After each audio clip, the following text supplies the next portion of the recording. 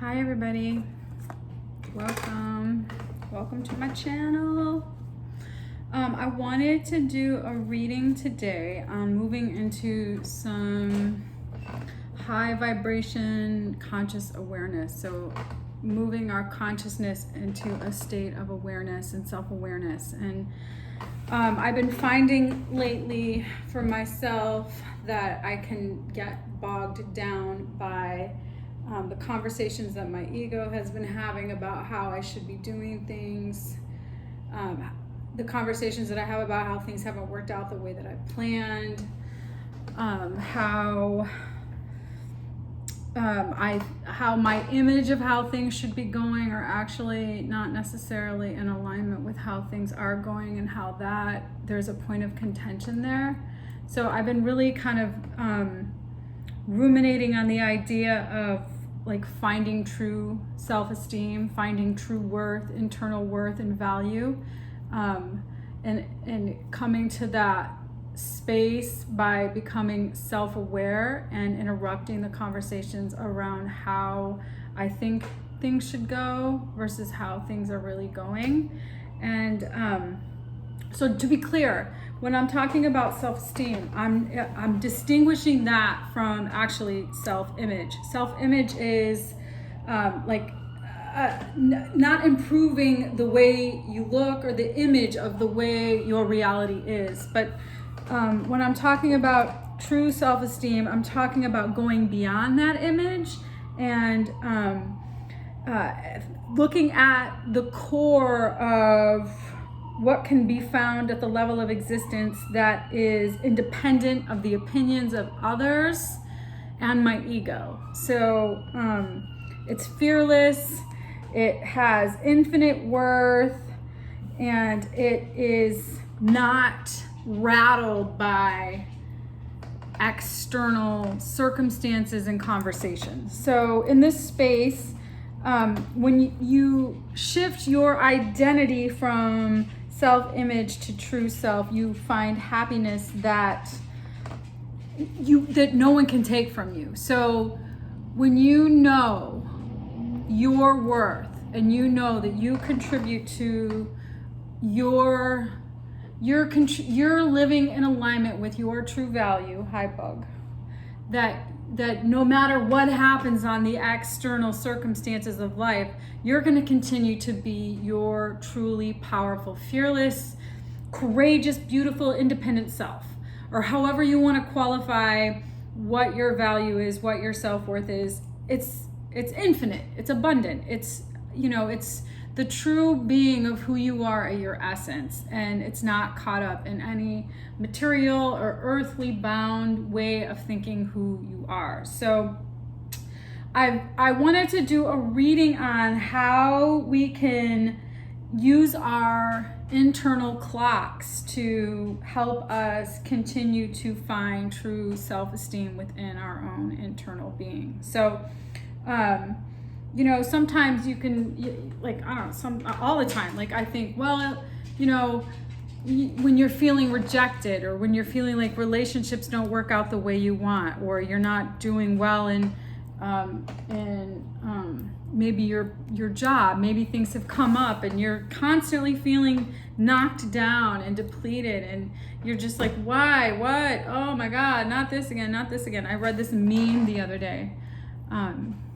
It said, I'm just rolling through it like one are you fucking kidding me at a time. And I was just completely, connected to that, because I was like, what next? This, then that, then this, oh, I'm gonna learn this now. No, I'm just kind of I'm taking all these things as if they're coming at me, like they're somehow knocking me down and depleting me. And really what they are is they're just experiences that my ego is having to navigate. But the reality is that who I am in my true essence, in my true being, in my true self-worth can navigate all of these circumstances of discomfort, all of these. I took some notes. I was, what was I saying about it earlier? All of these things around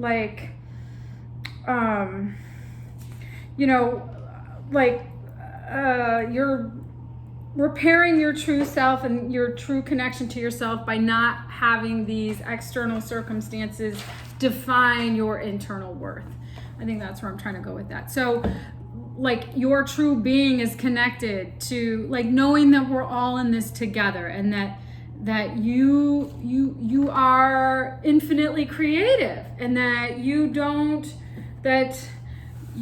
have to be defining yourself by how other people see you, how your ego is telling you should be being, whatever conversations that you've had about yourself around maybe you're feeling like you're not doing enough. In reality, that is keeping you from developing true self-worth, which is really at the core of your being. So I wanted to do a little reading on how to trust what your body is telling you so that you can develop the capacity of just being in the space of knowing that no matter what happens, you're going to keep being, and you're not going to be overtaken by these things. So I was having a conversation with a friend the other day, and he was saying something about how he's really in that state, and really working on just being for the intention of just being. And I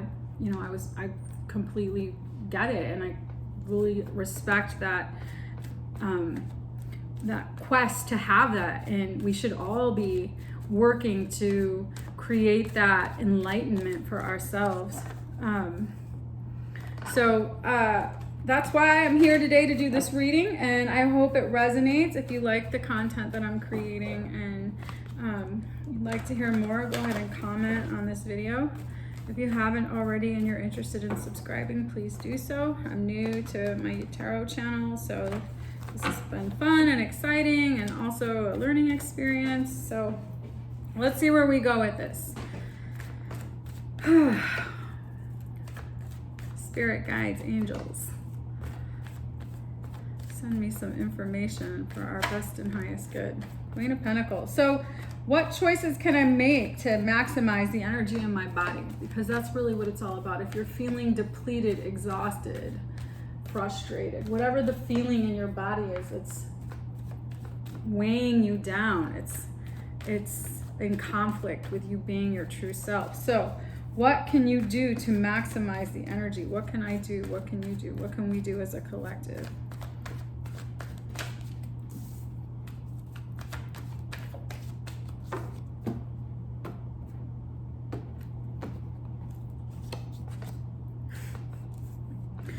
Queen of Swords, Queen of Pentacles.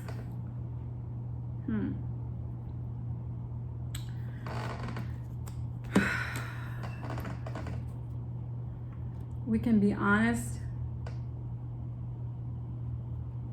We can be honest about our stability. Our stability can help create clarity.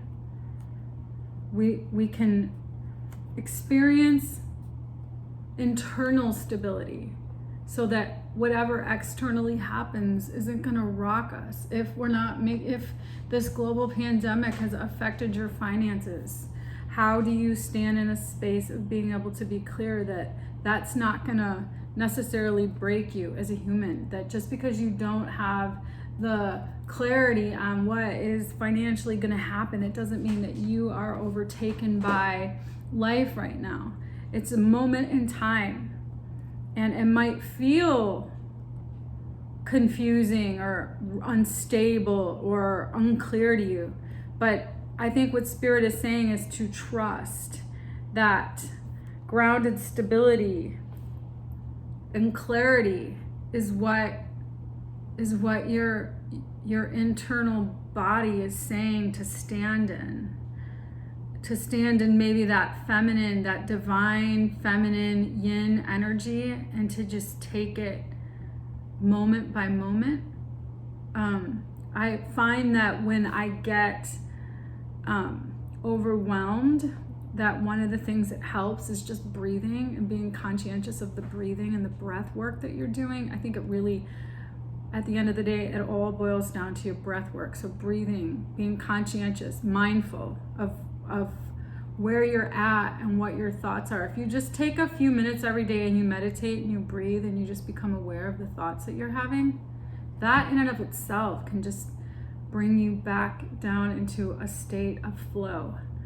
So then your thoughts aren't running you. Your thoughts aren't taking over and creating fear and insecurity. Because what this is really all about is, how do you find true self-esteem in your being? How do you define what your true worth and value are at the core of your essence? So you could be channeling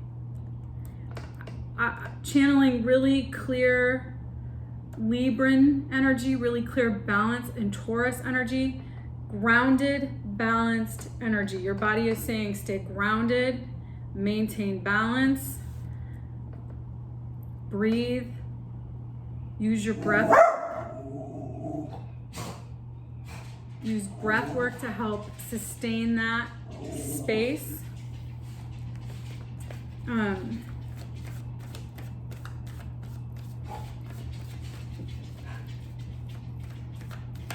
What's your heart saying? Spirit, what's our heart saying?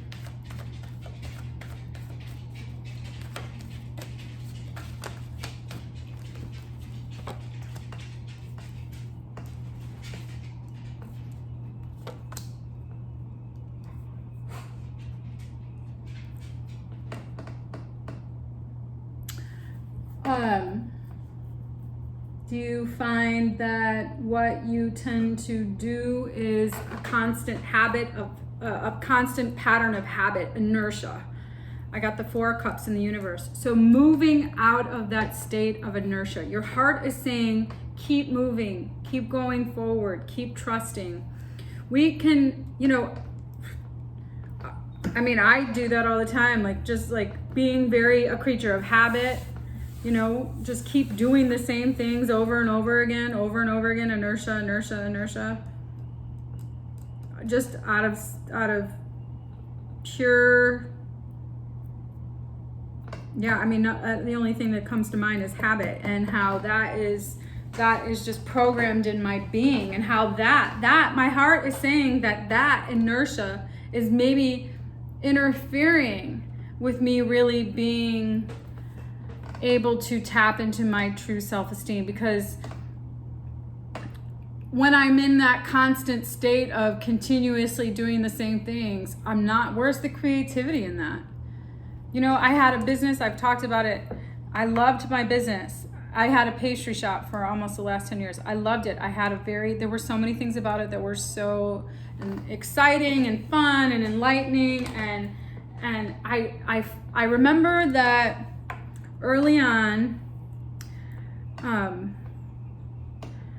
my former partner, who has since passed away, Marlon, he said, if you don't create something in this that will continue to evolve you, this will become a grind. You're going to turn this into a grind. So how are you going to be able to be inspired creatively in this space to keep you from getting into the habit of a grind? And I thought that was just so profound. And I worked very hard for years to not be in that, but that stuck with me the entire time I was in that business. And there were moments when it was a grind. There were more moments that it was a grind than there weren't. And I knew in that space that wasn't in alignment with what my heart wanted. And I was just doing it. I was just doing it because I had fiduciary responsibilities. I had contractual obligations. I had employees I needed to pay. There were these things that I had created within that structure because I really, I didn't know. It was new for me. Entrepreneurship was new. The whole experience was new. I didn't know what I was doing. And I did get into the space of inertia. And in that space, I burnt myself out. I became so resigned and complacent. And I was defining this experience, my worth on this experience. Well, I can't do this good enough, so I guess I'm not a good enough entrepreneur. I guess I'm not good enough to create this, as a big brand or whatever. However I was making up conversations about myself based on how I created the cycle was continuing to oppress me in that space. And if I wasn't able to actually see that and hear that message that he gave me, then I would probably say I could use that as a defining factor of saying I wasn't successful in that. When in actuality I was. I opened a business, I started it, I ran it for 10 years. I sold, well over 1 million cannolis. So, I mean, how do you define what success is? I mean, if I were to look at the actual number breakdown, I guess you could say it was successful. Now, I don't necessarily see that in alignment with my true self. I'm no longer selling dairy-based products. I'm vegan. So now I've actually enlightened myself into a greater space. But I think the message that I'm sharing in alignment with what Spirit is saying is that how do you keep moving in a space that may seem perpetually in the same habitual cycle? It's really taking responsibility for yourself and seeing how do you stay grounded in that? How do you stay, how do you continue to be honest with yourself even when it's difficult for that experience to actually happen for you? And what do you do to keep yourself in a state of continual manifestation if what you're experiencing is this inertia? So, that's interesting. Trust what your heart is saying. Ask Spirit to guide you. Ask Spirit to send you the messages, and trust those messages.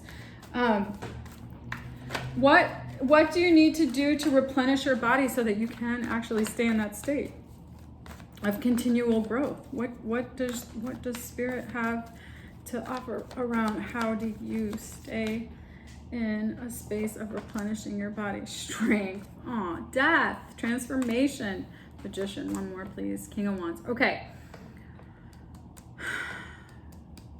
That is so interesting. Being able to withstand transformation and continue to manifest passionate masculine energy in you, to continue to go forward, continuing to be able to confront things that need to end and know that you have everything you need. The Magician has everything. He has everything he needs to manifest what he's manifesting in this. In this photo, it looks like it's a masculine energy. But being able to withstand transformation, strength, and death. Not being able to not be afraid, overcoming our fears, trusting that ourselves. So trusting ourselves that we are capable of creating a passionate, creative experience for ourselves. What does that mean? It means interrupting the thought processes that we've heard about who we are. And when they happen, when they come to our head, when they come into our thought process, into our minds, seeing them and just letting the thought go. You don't like these cannolis? That's okay. It doesn't mean that you don't like me. It doesn't mean that what I'm doing is intentionally trying to create something for the best and highest good. My intention for creating my business was to create a space to empower other young women into being entrepreneurs. That was the idea.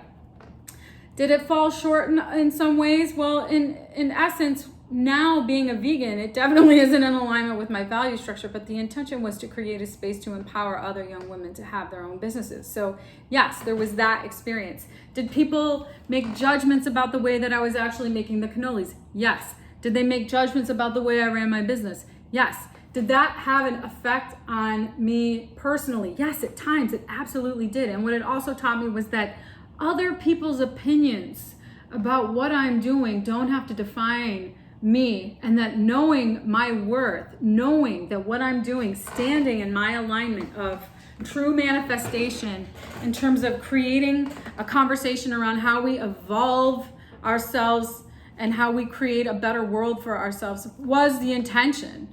That was the intention. It wasn't to be defiant or to, not, hear what people had to say and the feedback that people wanted to give me about how they thought I should be doing things. It was my intention to create a space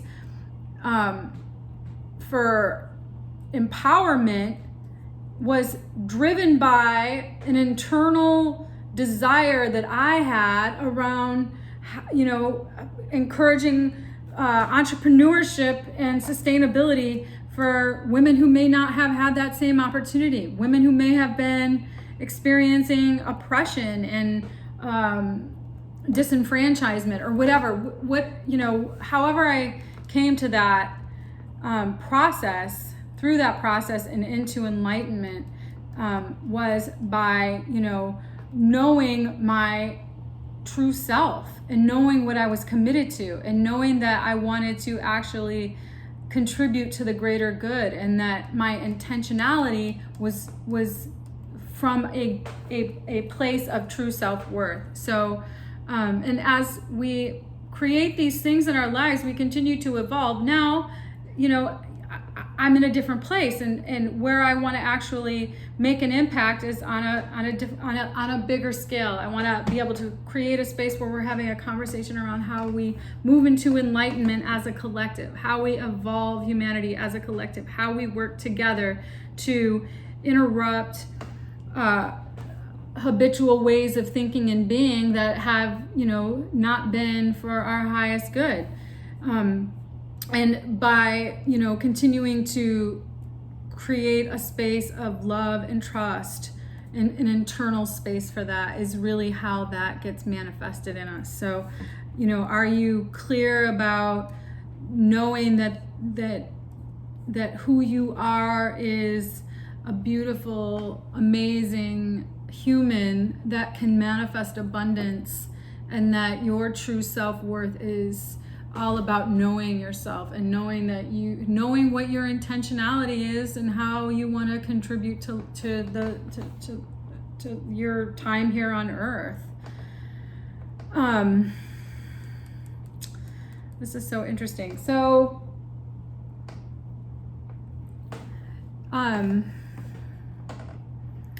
moving into a space of security doesn't necessarily mean moving into a space of financial security. It's moving into a space of trusting yourself and knowing that what you say and what you do are in alignment.